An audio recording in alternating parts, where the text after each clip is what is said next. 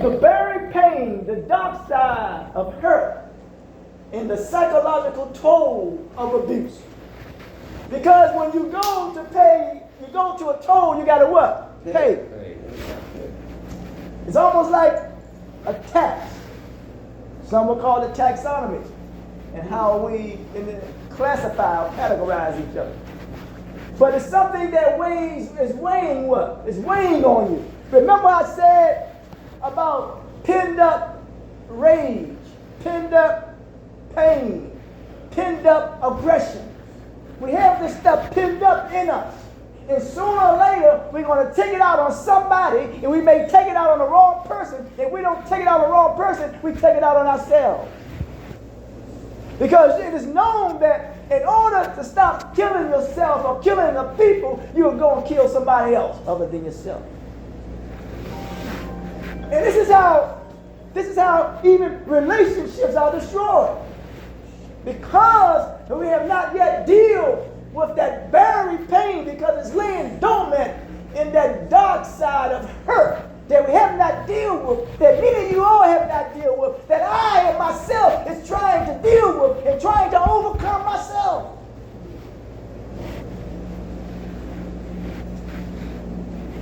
In a world where the scars of abuse often remain hidden. Remember, I just said that it's remaining what? Hidden. That pain is remaining what? Hidden beneath the surface. Because on the surface, we are in agreement with one another. But beneath the surface, we at odds with each other. Ain't that some shit? That's clear, man. Hit me good on this one. The psychological toll of buried pain manifests in a profound and often devastating ways. It's devastating, ain't that something, man? It devastates where a child may have that picked up emotion and picked up pain and picked up aggression, and he take it out on his parents. That picked up aggression, that picked up pain, that picked up emotion, where a wife may take it out on her husband, or a husband may take it on her wife. That picked up shit, man. That shit is buried.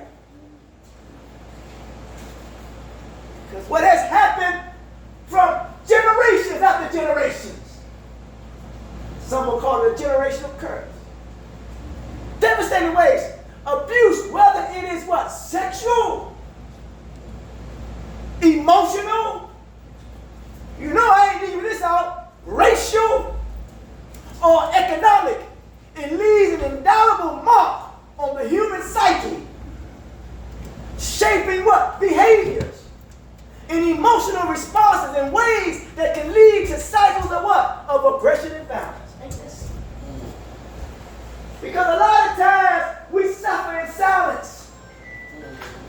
And silence is a precursor toward rage. And rage leads to violence. When you're not being heard, this is how terrorists come about. They ain't not being heard. They said that the demands are not being met. So I'm going to show you that I'm here and I need to be seen. Deion Sanders said something one day about fathers. He made it real good. He said, man, all the sons want you to do be present. That's all. Just be present. And when you go to school, you raise your hand and you say, what? Present. I'm here. Be here. A lot of times we are here physically, but psychologically and mentally we're somewhere else.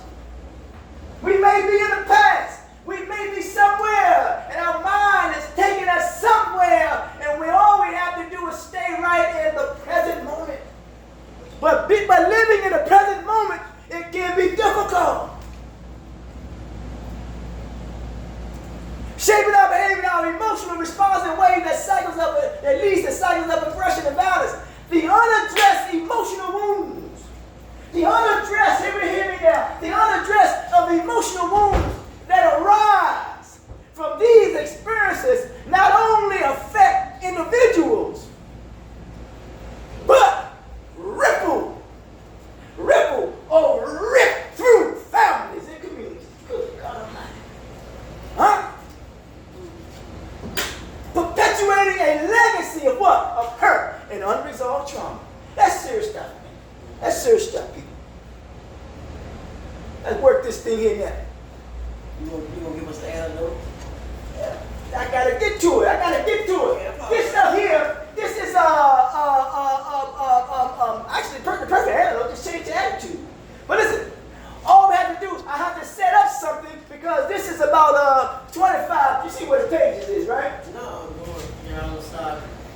I don't know. I can't remember we ever getting through anything. Right, okay. Because I keep trying to go to the next topic to the next topic, trying to meet everybody where they are. Here we go. A society grapples with the complexities of human emotion. Remember, the human nature, the human emotion is complex. It's hard to understand whether we know it or not. Because the one guy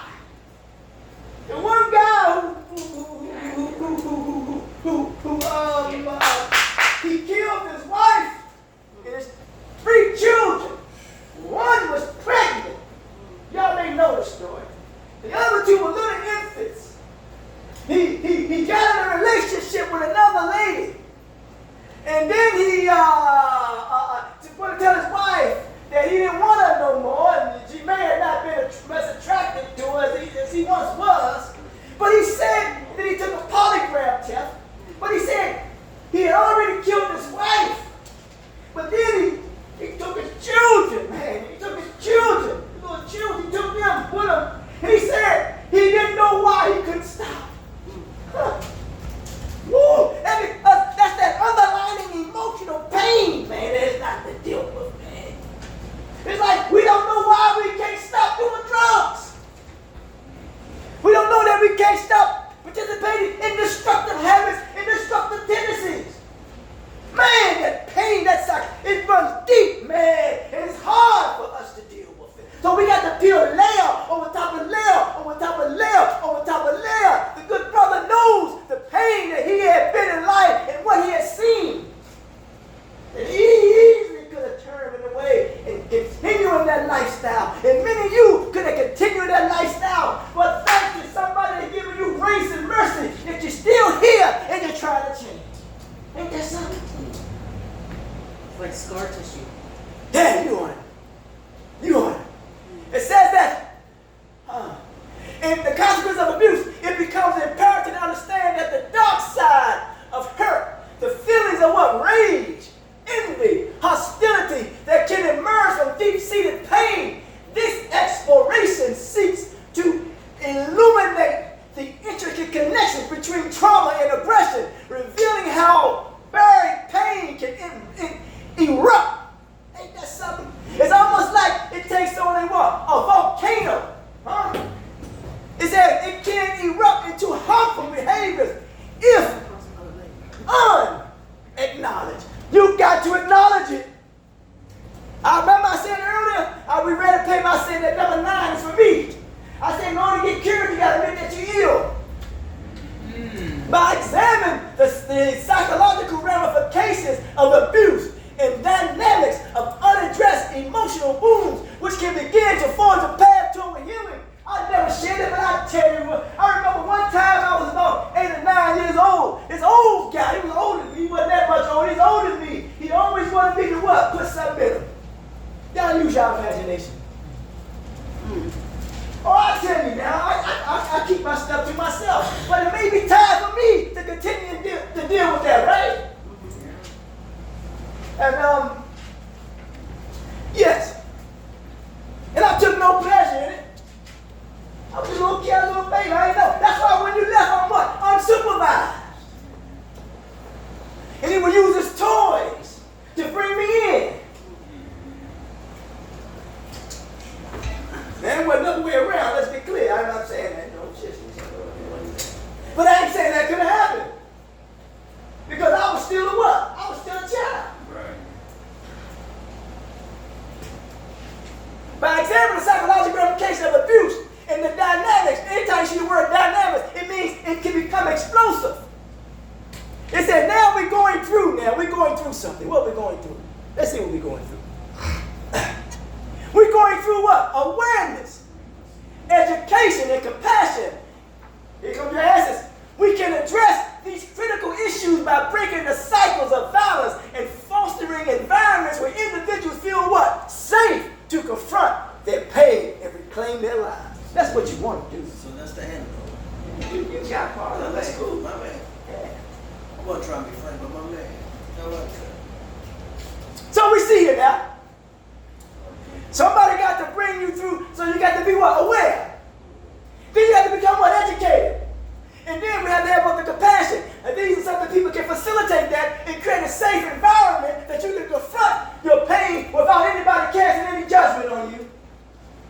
Anybody casting any dispersion on you. Anybody placing any stigmas on you. God damn it, and don't do it to yourself. People got to say, I ain't got all everything. Here we go. Valor Fawcett. It is in this journey, because we're trying to reclaim what? Our lives. It is in this journey of understanding and healing that we can truly begin to what? Heal the wounds that have long been buried and paved. Good God Almighty. It's like when someone is putting pavement on the ground. Ain't that something? That means you are buried under what? Under the pavement. Oh, it's hard to come up when you're buried under the pavement. Somebody may have to take a jackhammer to get you out of there. Pave the way for more compassionate in society. The concept of having a better identity.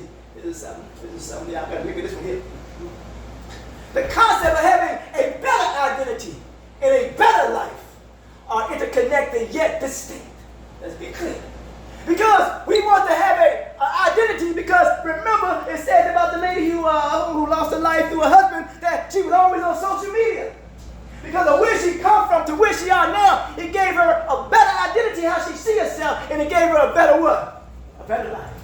That's why we get in a relationship with people, and we get in a relationship with people, and they give us a what? A better life. But yet they give us a better life, but yet they still have to deal with the emotional hurt, the emotional pain. And you know what the so-called brothers, they had a better, but they still wasn't dealing with that emotional hurt. That emotional pain was pinned up in them. And they took it out on it. Interconnected yet distinct. Here's the breakdown of the significance of each. Some of us will run from this. You can run from this. But you can run, but you can't what? I'm going to give it to you. I'm going to give it to you. I don't know how much longer I can give it to you. I'm seriously, I don't know how much I can give. Seriously, I don't. I'm just saying I don't know how much longer, man. I mean, because everything that I do, man, is It's right. It's 110%. Yeah, man. It's value. Yeah, seriously. Can I get that real quick? Yeah. We learn a lot from you, Mr. Bell. You can't put no price on this knowledge. Yeah. No. Ain't getting no discount. Don't worry, I can put a price on it. It says, watch this here, good people, watch this here. It says, a better identity refers to a clearer and more what? Positive, authentic sense of a what? Of yourself. Woo, that's what we want. It encompasses how individuals what? Perceive themselves. You know, I always try to encourage you to confront your difficulties so you can change the perception of how you see yourself. How you perceive themselves and your values or their value, belief, and how what? They relate to each other. Self-perception. How individuals view their what? Your strengths and your weakness and worth. We always talk about self-worth. The value and belief. We talk about how things lined up. Your core principles that guide actions, that guide your actions in your what? In your decision. You on it now. The authenticity. I remember I eulogized somebody and I titled it about 6 months ago, something like that. Or 3 to 4, 5, 6 months ago. I called it the authentic you. Oh man. That's what I call it, authentic you. Yeah. Living in alignment with one's true self rather than conforming to what? To external expectations. I mean, what the fuck you think about me? It says 97% of the world, I don't know how it is, they're either conformists, integrationists, or similarist. At least 3% to be unique, huh? Yeah. The path is lonely. So social identity, how individuals relate to various groups, cultures, or communities. The importance now is self what? Confidence. We want that, don't we, man? And Marcus Garvey said, he or she who has no confidence is twice what? Defeated. A better identity fosters what? Self-esteem. That's what we want. That's what we want, right? It fosters self-esteem and what? And confidence, leading to what? Healthier interpersonal relationships. You call it genuine relationship and genuine connections. That's what you call it. It says that the purpose and meaning, a well-defined identity, a well-defined, he or she who has the power to define is able to dictate how problems are defined will determine how they should be solved. You heard it from me. Oh, yes, it's original too. A well-meaning defined identity provides a sense of what? We want that purpose. A guiding life choices and aspirations. Uh-oh, that's a better identity. A better identity. Now we're getting close to a better what? A better life. Resilience now. Understanding one's identity can enhance resilience. In the face of adversity, you can even put in the face of difficulties. In the face of difficulties, as individuals are better equipped to navigate challenges. Woo! Boy, man. A better life now. Let's look at that. We all want a better life, don't we, man? That's why we say this society in which we live, somebody's heaven is contingent upon you living in hell. They make you live, they try to force you living at the lowest level. That's why some of these guys that get a lot of money, they still have to deal with their emotional pain and emotional hurt. That's why they got one guy on the run, now they found him. You know what I'm talking about? I don't say no names. Because he ain't deal with his emotional pain. You got one guy who can find, he ain't deal with his emotional pain. Another brother look just like him of the same hue. What I mean by the same hue, same color. A better life refers to overall, and that's what we want. An overall. An overhaul, what we want to call it. You put it any way you want to put it. Improvement. It's almost like going through a total reconstruction. Improvement in life, what? Circumstances. Including emotional well-being, physical health, and what? Financial stability. That's your word. Financial stability. Relationships and fulfillment. A better life. Who don't want a better life? Components, well-being, physical, emotional, and mental are central to a what? To a better life. That's almost like, that's another way of saying central intelligence. Yeah. They say wherever your heart is, there will your church should be also. Having center, having it, be grounded. Then we say fulfillment now. Achieving personal goals and finding satisfaction in various aspects of life, including work, relationship, and leisure. That's what we want here. We want what type? Quality relationships. Building and maintaining healthy, supportive relationships with others. But you must first build a quality relationship with yourself. Financial and social stability. Having access to resources that contribute to a secure and comfortable lifestyle. That's what I'm talking about. Importance, holistic improvement. A better life encompasses various dimensions of well-being, contributing to the overall happiness and satisfaction, social impact. Improving one's life can have a positive ripple effect on families, communities, fostering a culture of support and growth. Give back. Sustainable happiness. Achieving a better life often involves sustainable practices, ensuring long-term fulfillment rather than short-lived happiness. That's what we want. That's what we want. Yes, ma'am. Oh, sorry about that. Did you get it? No, Want me to put it back? please. All right. Thank you.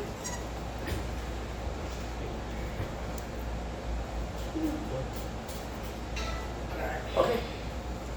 Here we go. We're getting here now. Now we deal with the interconnectedness. Because we're all interconnected. We're interconnected and interconnected and interrelated. Interrelated, I don't know what I want to use. That what affects one directly affects the other what? Indirectly. Yes, sir. Here we go. Interconnection between identity, a better identity. Remember, we got to work at being better rather than being what? Bitter. Some people got a bitter identity. They want a bitter life. They live a bitter life. Bitter life. Full of resentment, man. We got to overcome it. I don't care. I know my father said to me one time, get over it. I said, God damn. You think it's that easy? But I got over it. I got over it. I had no what? No choice. I couldn't keep blaming them. Remember the past, just said what? Reference point is not a place of residence. Here we go. The foundation of well-being. This country says we are in pursuit of what? Happiness. Men of leisure. Happiness really means well-being. Happiness, someone says happiness is the joy that you feel when you're in pursuit of your potential. Muhammad said that. A better identity often serves as the foundation. It ain't say as a foundation. It says what? As the foundation for a better life. There's two things you got to build on having a foundation. Self-acceptance and self-assurance. That's my thinking. Understanding oneself leads to informed what? Choices. That align with personal values. What are your values? You know the shit that you're doing don't align with your values. You have accepted somebody else's values, and somebody else's values, they have accepted somebody else's values because they are under the influence of Satan. Oh, I hate to say that, man. I hate to say it. I hate to say it. Bringing in drugs, man. Bringing all that stuff. Fucking our minds up. Align with personal values, ultimately improving one's life satisfaction. Mutual influence. Mutual. That means we gotta have mutual respect for other people, right? And you gotta have mutual respect with yourself. Mutual. That means you got to what? Take care of yourself. You can talk, you can say, I love God all day long. God said, I forgive you. But your body ain't going to forgive you what you do to it.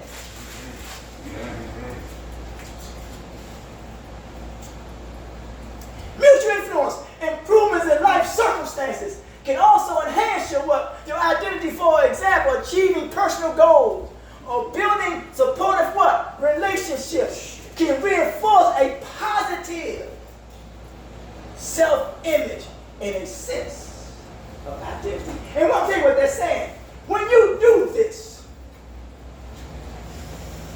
all it's saying is that now, having a positive self-image, it makes sense. That's what it said.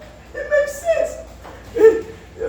Then it says that growth and transformation, both concepts, both ideas, are a part of a continuous journey of what? Personal growth. We're always growing, man. Never stop learning. Always grow. You said you were working what? Progress. Or somebody says, forgot. I ain't say that. But he said something. As individuals evolve. Drop water. Oh, I gave him my water. As individuals evolve, remember, think about it. When we were in our mother's womb, we were what? Evolving. You know what I'm saying? And then when we came out, even though our DNA is our DNA, that's our identity, our DNA, whether we know it or not. But then we come out, then your mother, you gave the child a what? A name. And when you give a child a name, you give that child what? An identity. Because that child is trying to live up to the name that you gave. Ain't that something, man? God Almighty. Individuals evolve in their identity. They may seek out what? Experiences. Because some people live and try to make a what? Reputation for themselves. We seek out experiences and relationships that contribute to what? to a better life. I'm just saying. Because you make a reputation for yourself whether you try or not. Yes, ma'am. You see, I ain't responding to that anymore.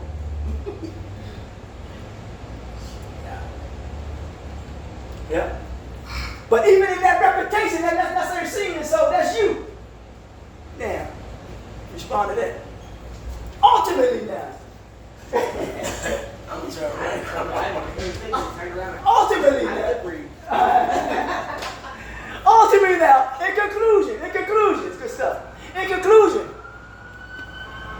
striving for a better life, a better identity, and a better life are what? They complementary goals. They complement each other. A better identity can lead to a more what? Fulfilling and enriched life. That's what we want anyway. Well, a better life, ain't this something? I just say it's almost like a judicially reinforcement. A better life can reinforce and affirm a positive self-concept or a positive self-image. Emphasizing both aspects lead to a holistic well-being, the whole you, the mind, body, soul, and spirit, the whole you, happiness, and personal growth, enabling individuals or you. It helps you to what? Navigate life journey. And you navigate life journeys not with a lack of confidence.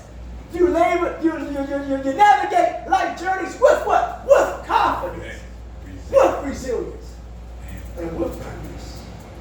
We take a break. Take a moment back.